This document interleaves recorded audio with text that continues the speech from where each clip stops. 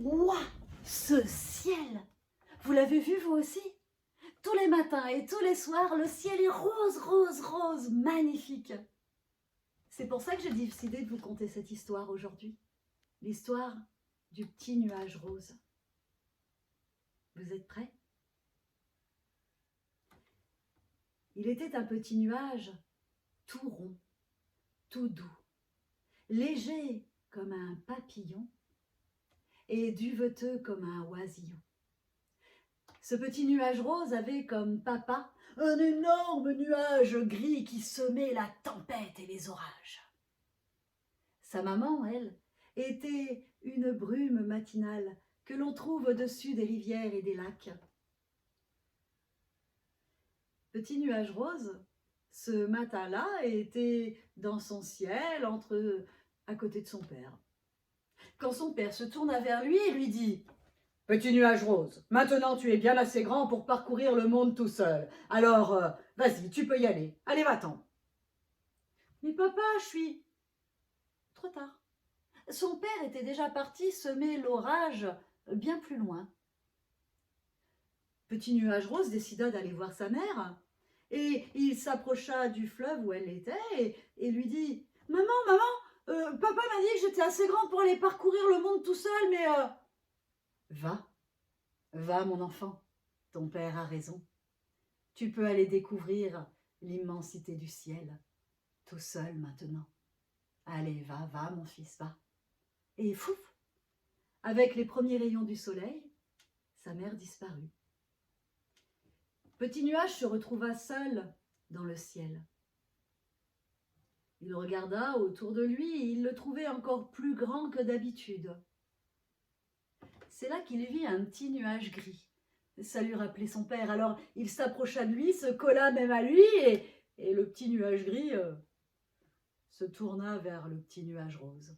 « Bon, qu'est-ce que tu fais là, toi ?»« Bah, c'est que mon papa, il m'a dit que je pouvais aller découvrir le monde tout seul, mais je trouve que... » »« Eh ben, si ton père, il te l'a dit, c'est bien que tu en es capable. Alors, tu sais quoi ? Va-t'en, va te débrouiller, toi aussi, et laisse-moi aller semer un peu de pluie sur les champs là-bas d'à côté. » Et hop, le petit nuage gris s'en alla. Petit nuage rose regarda à nouveau autour de lui, et c'est là qu'il vit un long filament blanc de petits nuages collés les uns derrière les autres. Bah, ça lui rappelait sa maman. Alors il est allé se coller au filament. Mais le dernier des petits nuages du filament se tourna vers lui et « Ah, mais qu'est-ce que tu fais là, toi ? Non mais ça va pas, on n'a que faire d'un petit nuage rose, nous les grands filaments blancs. Va-t'en s'il te plaît, va-t'en, ne reste pas avec nous. » Alors petit nuage rose s'en alla. Il regarda à nouveau en haut, en bas, à droite, à gauche et justement là en bas il vit une rivière. Il décida de descendre au plus bas pour aller se mirer dedans. Il était presque au niveau de la rivière quand un héron, vous savez, ces grands oiseaux au long cou et long bec que l'on voit dans les champs ou au bord de l'eau. Ce héron-là lui cria « Hé, petit nuage, mais qu'est-ce que tu fais là? Mais remonte, dépêche-toi, tu vas te noyer dans la rivière, allez, remonte vite !» Alors petit nuage monta au plus haut qu'il pouvait et il arriva au sommet d'une montagne.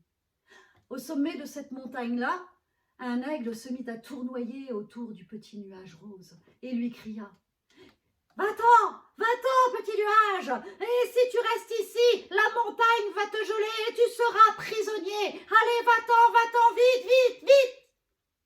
Alors le petit nuage rose s'en alla à nouveau. Il errait comme ça dans le ciel, d'un lieu à un autre, et il arriva au-dessus d'un village. Et dans ce village-là, il y avait une école. Et dans cette école-là, il y avait dans une classe un petit garçon qui se nommait Gaston. Gaston, ce jour-là, il n'avait pas envie d'apprendre ses leçons, ni même de chanter les chansons, non. Gaston, il avait envie de rêver. Alors il avait la tête tournée vers la vitre et les yeux vers le ciel. Et c'est là que Gaston vit le petit nuage rose. Alors Gaston, tout de suite, il s'est mis à rêver encore plus fort. Gaston, il s'est mis à rêver qu'il pouvait sauter à califourchon sur ce nuage rose. Gaston s'est mis à rêver qu'en regardant au sol, tout était tout petit, minuscule.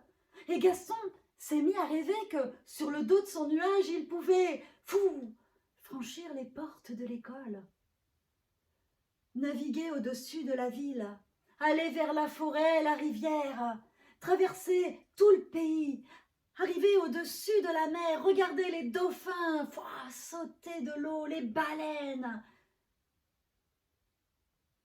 Quand tout à coup la sonnette, signalant que c'était la récréation, elle sonna. Alors Gaston se réveilla et il regarda dehors. Le petit nuage rose était toujours là. Et ses camarades étaient tous partis. Alors il se dépêcha lui aussi de sortir de la classe. Il arriva dans la cour, il alla vers ses copains et il leur dit « Hé, regardez là-haut, regardez, il y a un petit nuage rose, il est trop beau !» Tout le monde leva les yeux au ciel. Et tout le monde se mit à saluer le petit nuage rose et à dire « Oh, petit nuage rose, que t'es beau, t'es magnifique, oh, reste avec nous, t'es trop beau, petit nuage rose, reste là, t'es trop beau !» Le petit nuage rose s'est mis à rosir encore plus.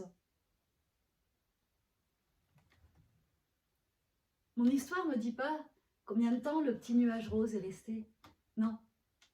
Non, mon histoire, elle nous dit que les nuages gris, petits ou gros, eh bien, apportent la pluie. Et que les nuages roses, eh bien, ils font rêver. Alors vous savez, si sur Terre nous ne pouvons pas vivre sans pluie, sans eau, nous ne pouvons pas non plus vivre sans rêver. Alors, faites comme Gaston. Le matin ou le soir, lorsque vos yeux verront un beau nuage rose dans le ciel, eh bien, rêvez, rêvez.